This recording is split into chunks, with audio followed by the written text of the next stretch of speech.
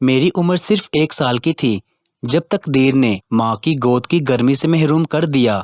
تب دادی نے مجھ کو اپنی شفقت بڑی آغوش میں چھپا لیا۔ ابو نے سوتیلی ماں کے روایتی سلوک کے پیش نظر دوسری شادی نہ کی، اور دادی کے بعد میری بہن آسیہ نے چھوٹے بہن بھائیوں کو سنبھالا۔ پھر جب آسیہ باجی کی شادی ہو گئی تو ان کی جگہ سائمہ باجی نے لے لی۔ ابو جان اس بات کے قائل تھے کہ بیٹیاں جتنی جلدی اپنے گھروں کی ہو جائے اچھا ہے۔ سائمہ آپی ابھی میٹرک میں تھی کہ ان کے لیے اچھا رشتہ آ گیا۔ وہ آگے پڑھنا چاہتی تھی، لیکن انہوں نے بیٹی کی مرضی کی پرواہ کیے بغیر رشتہ طے کر دیا۔ جس دن نکاح تھا اس روز آپی کی نگاہوں میں نمی دیکھی۔ میں سمجھی وہ ہماری جدائی کے خیال سے افسردہ ہے۔ ہم کو شروع دن سے یہ تربیت دی گئی تھی کہ لڑکی کے منہ میں زبان چپ رہنے کے لیے ہوتی ہے۔ خاص طور پر شادی بیاہ کے معاملے میں لڑکیوں کو بولنے کا قطعی حق نہیں ہے۔ سائمہ آپی اپنا یہ حق استعمال کرنا چاہتی تھی، مگر انہوں نے باپ کے احترام میں ان کے الفاظ کی حرمت کو سلامت رکھا اور اپنے جذبات کو قربان کر دیا۔ تاہم وہ خود پر جبر کا یہ صدمہ نہ جھیل سکی۔ آخر پڑھنے کی آرزو پوری نہ ہو سکی تو انہوں نے یہ بات دل پر لے لی۔ شادی کی تاریخ طے ہو گئی۔ آپی چپ چپ رہنے لگی۔ میں اس دوران ان کو کثرت سے عبادت کرتے ہوئے پایا۔ راتوں کو اٹھ اٹھ کر اللہ کے حضور گر گراتی اور شب بھر وہ روتی رہتی۔ باجی کی شادی کو 15 دن رہ گئے تھے۔ ابھی کارڈ چھپنے کو نہیں گئے تھے کہ والد صاحب کو حادثہ پیش آ گیا۔ وہ بری طرح زخمی ہو گئے تھے۔ خدا کے کرم سے زندگی بچ گئی، لیکن کافی دن وہ ہسپتال میں رہے۔ اس حادثے کی وجہ سے آپی کی شادی روک دی گئی اور شادی کی تاریخ آگے بڑھا دی گئی۔ ابھی ابو مکمل طور پر صحت یاب نہیں ہوئے تھے کہ آپی کو بخار ہو گیا۔ اب ان کی صحت یاب ہونے کا انتظار کیا جانے لگا۔ اس دوران میرے ہونے والے دلہا بھائی کئی بار آئے۔ وہ دیکھنے میں اچھے انسان لگتے تھے۔ ان کو دیکھ کر آپی کی قسمت کو رشک کیا کرتی تھی میں۔ وہ خوبصورت ہونے کے ساتھ ساتھ اچھی پوسٹ پر بھی تھے۔ امید تھی کہ معمولی بخار ہے، آپی جلد ٹھیک ہو جائے گی، مگر ایسا نہ ہو سکا۔ وہ دن بہ دن لاہر اور بیمار ہوتی گئی۔ ان کی بیماری طول پکڑنے لگی۔ اب تو ابا کو فکر ہو گئی۔ کافی علاج کروایا، بڑے بڑے ماہر ڈاکٹروں کو دکھایا، لیکن کوئی بھی بیماری کا سراغ نہ لگا سکا۔ آخر ایک دن ان کو بیماری سے چھٹکارا مل گیا اور وہ زندگی کا ان کا آخری دن تھا۔ ان کو دلہن بنانے کے ارمان دل میں ہی رہ گئے۔ ہمارے لیے صدمہ اور فیاض بھائی کے لیے ایک سانحہ تھا۔ ان کو دھچکا لگا، کیونکہ جن لوگوں کو وہ اپنا سمجھ چکے تھے اب ان سے تعلق ان کا ٹوٹ گیا تھا۔ فیاض بھائی کو ہم سے اس قدر لگاؤ ہو چکا تھا کہ تعلق وہ توڑنا نہ چاہتے تھے۔ اسی وجہ سے وہ آپی کی وفات کے بعد بھی وہ ہمارے گھر آتے تھے۔ انہیں اداس دیکھتی تو دعا کرتی، اللہ کرے ان کو ان کی خوشیاں مل جائیں۔ سچ ہے کہ کسی گھڑی دعا قبول ہو جاتی ہے۔ ایک دن وہ اپنے والدین کے ساتھ آئے اور ان لوگوں نے میرا ہاتھ مانگ لیا۔ ابو نے سوچنے کو کچھ وقت مانگا کہ وہ اچھے رشتے کو ہاتھ سے گنوانا نہ چاہتے تھے۔ کچھ دن بعد وہ لوگ دوبارہ آئے۔ تب ابو جان نے کہا، میں پہلے بیٹے کی شادی کر کے بہو گھر لانا چاہتا ہوں، کیونکہ نورین چلی گئی تو گھر خالی ہو جائے گا۔ انہوں نے شرط مان لی اور کہا، ہم انتظار کر لیتے ہیں، بے شک آپ بیٹے کی شادی پہلے کر لیں، ہم بعد میں تاریخ لینے آ جائیں گے۔ بھائی ہم تینوں بہنوں سے چھوٹا تھا اور زیر تعلیم تھا۔ ادھر میں فیاض کو بہنوئی کی نظر سے دیکھتی تھی، لہٰذا اب ان سے شادی کے خیال سے پریشان تھی اور الجھن میں پڑ گئی تھی۔ تاہم ابو کے سامنے بولنے کی جرت مجھ میں نہ تھی۔ وقت گزرنے لگا۔ 3 سال گزر گئے۔ فیاض کے والدین نے ابو سے درخواست کی کہ آپ نکاح کر دے، رخصتی بے شک بعد میں ہو جائے گی، اس طرح ہم ایک پختہ یقین کے ساتھ آپ لوگوں سے وابستہ رہیں گے۔ والد صاحب نے بھی ان کی بات کو معقول جانا اور میرا نکاح فیاض سے کروا دیا۔ اب میں اس آدمی کے ساتھ نکاح کے بندھن میں بندھ چکی تھی جس کو میں پہلے ہونے والے بہنوئی کی نظر سے دیکھا کرتی تھی۔ خود کو ذہنی طور پر تیار کرتی کہ فیاض ہی جیون ساتھی ہوگا۔ الجھنوں میں الجھنے سے کیا حاصل؟ میرا بھائی بہت لائق ثابت ہوا۔ تعلیم مکمل کرنے پر اسے بیرون ملک کا اسکالرشپ مل گیا تھا۔ والد صاحب کو خیال آیا، فیاض کے والدین انتہا درجے کے شریف لوگ ہیں۔ انہوں نے کمال صبر کا مظاہرہ کیا تھا۔ سوچا علی پڑھنے جا رہا ہے، نہ جانے کب واپس آئے۔ دل میں خیال آیا، بیٹی کو عرصہ دراز تک بٹھائے رکھنا درست نہیں۔ اب رخصتی کر دینی چاہیے۔ ابو نے ان لوگوں کو بلا کر رخصتی کی تاریخ دے دی اور آخر کار میں دلہن بن کر فیاض کے گھر آ گئی۔ دل دھڑک رہا تھا، نہ جانے کیسے من فیاض کو قبول کرے گا، لیکن یہ مرحلہ بھی ان کے محبت برے سلوک سے طے ہو گیا اور ہم میاں بیوی کے بندھن میں بندھنے کے بعد ایک دوسرے سے محبت کرنے لگے۔ میرے ذہن میں مرحومہ بہن کی جو شبی چھپ گئی تھی اسے میں نے حقیقت کی چادر سے ڈھانپ دیا اور اپنے شوہر کے ہمراہ خوش و خرم زندگی گزارنے لگی۔ ہماری یہ محبت اور والہانہ پیار ساس سسر کو پسند نہ آیا۔ وہ ہر وقت فیاض کو کہتے تھے، بیٹا عورت ذات بے اعتبار ہوتی ہے، اس پر زیادہ خود کو والہانے کی کوئی ضرورت نہیں، پاؤں کی جوتی سر پر نہیں، پاؤں میں ہی صحیح رہتی ہے۔ ان دنوں فیاض کا تبادلہ دوسرے شہر میں ہو گیا۔ وہ مجھے دلاسا دے کر گئے کہ رہائش کا بندوبست ہوتے ہی تم کو لے جاؤں گا۔ یہاں میرا ان کے بغیر جی نہ لگتا تھا، وہاں ان کا میرے بغیر دل نہ لگتا تھا۔ وہ کچھ دنوں بعد رہائش کا انتظام کر کے لوٹ آئے۔ ساس سسر کے منع کرنے کے باوجود وہ مجھے اپنے ساتھ لے کر چلے گئے۔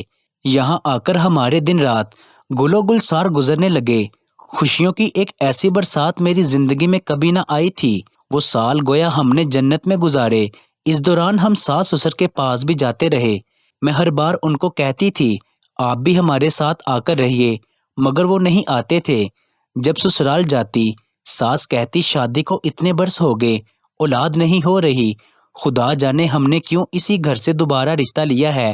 ایک مرگی اور دوسری بانجھ ملی، خاندان کا نام لیوا جانے پیدا ہوگا یا نہیں۔ وہ اب گاہے بگاہے میرے شوہر کو بھڑکانے لگی کہ سال 2 سال اور دیکھ لے، بچہ نہ ہوا تو تمہاری دوسری شادی میں کروا دوں گی۔ میرے شوہر اپنی والدہ کی اس دھمکی کو سنجیدگی سے نہ لیتے، کہتے کہ اماں اولاد اللہ کی دین ہے، آخر کبھی تو اللہ ہماری دعا سنے گا۔ مایوسی کفر ہے اور امید پر دنیا قائم ہے۔ میں ڈرتی تھی کہیں فیاض اپنی والدہ کی باتوں میں آ کر دوسری شادی نہ کر لے اور مجھے نہ چھوڑ دے۔ اپنے میکے جب جاتی علاج بھی کرواتی، لیکن یہ اللہ کی مرضی کہ میری گود ہری نہ ہو سکی۔ ایک دن فیاض نے کہا اب میں اپنے والدین کے گھر ملنے بھی نہ جاؤں گا، کیونکہ وہ لوگ دوسری شادی پر مجبور کرتے ہیں۔ جب انکار کرتا ہوں تو ناراض ہو جاتے ہیں۔ یہ سن کر میں رونے لگی۔ کہا کہیں والدین کے دباؤ میں آ کر مجھے نہ چھوڑ دینا۔ بولے کیسی باتیں کرتی ہو، ایسا تو کبھی سوچنا بھی نہیں۔ کیا میں تم کو چھوڑ سکتا ہوں؟ اپنی زندگی کو بھی کوئی چھوڑتا ہے؟ دل کی دھڑکنیں کیا دل سے جدا ہو سکتی ہیں؟ تم آئندہ یہ بات کبھی ذہن میں نہ لانا۔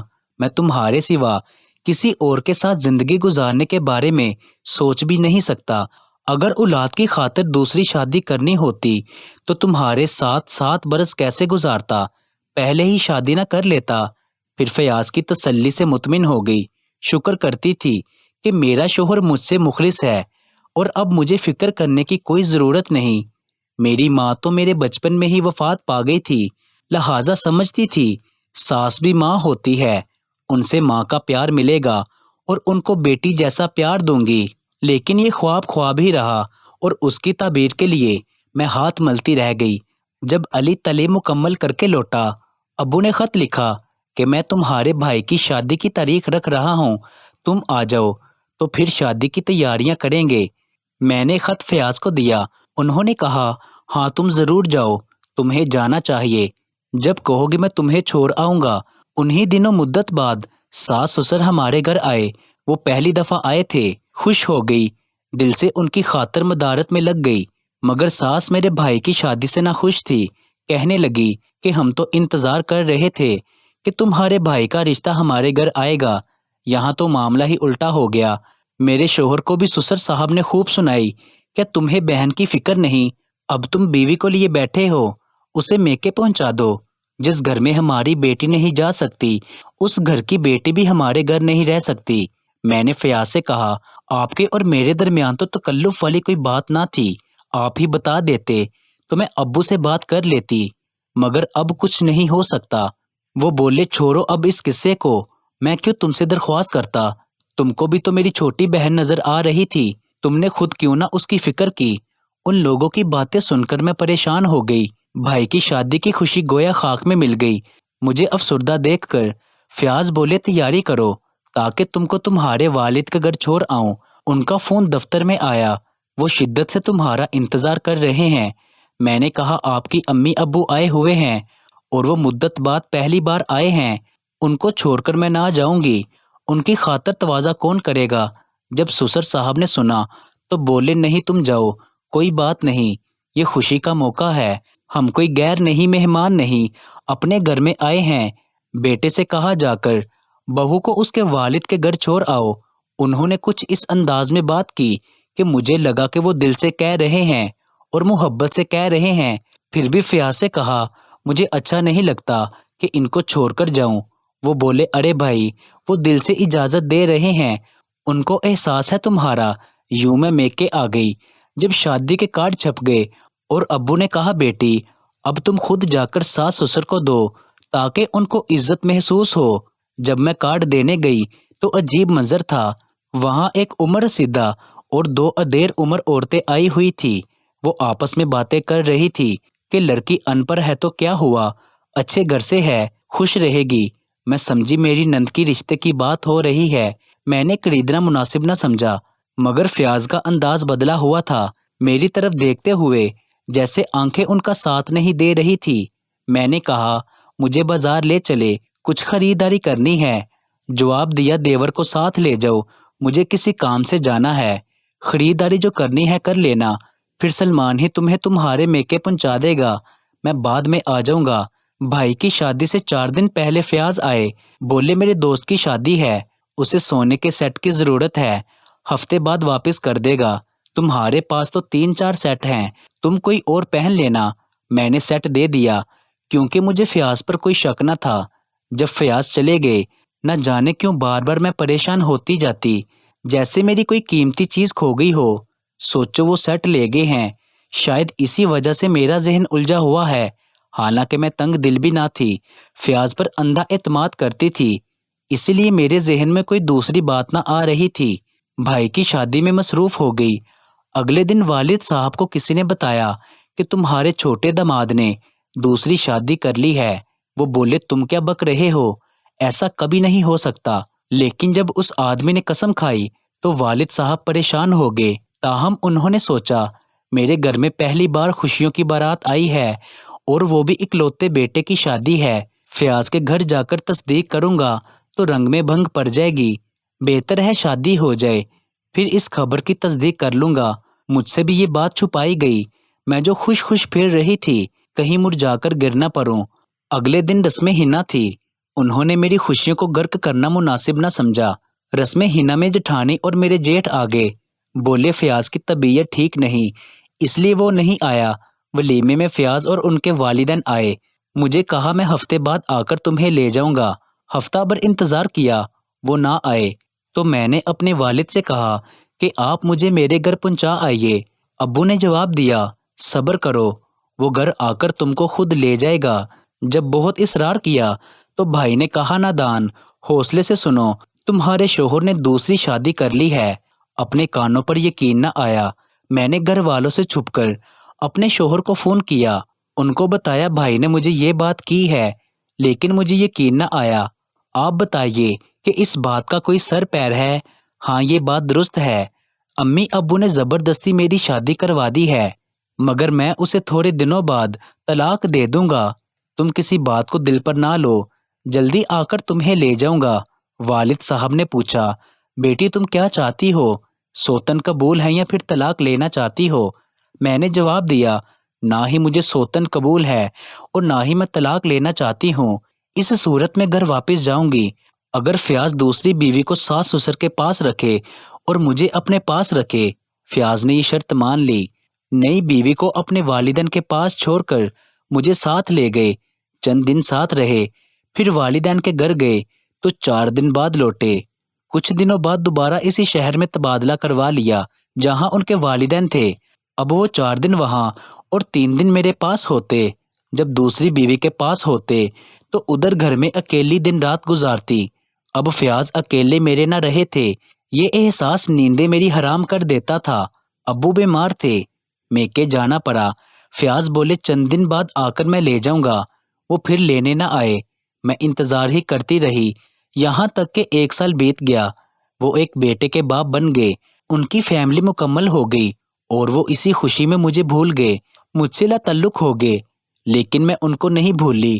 ابو کے گھر میں تنہا رہتی ہوں، بھائی اور بھابھی بیرون ملک جا چکے ہیں، بڑی بہن اپنے گھر میں خوش اور آباد ہے، اور میں آج بھی اس فریب میں زندہ ہوں کہ وہ مجھے لینے ضرور آئیں گے۔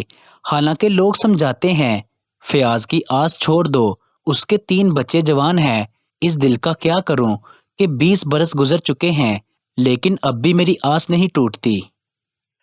مزید ایسی کہانیوں کے لیے اس چینل کو سبسکرائب کر لیجئے گا، کیونکہ اس چینل پر ایسی ہی کہانیاں ملتی رہیں گی۔ آپ کے قیمتی وقت کا بہت بہت شکریہ۔ کہانی اچھی لگی ہے تو اس کو لائک اور شیئر ضرور کر دیجئے گا۔ ملتے ہیں ایک نئی کہانی کے ساتھ، مجھے دیجئے اجازت، اللہ نگہبان۔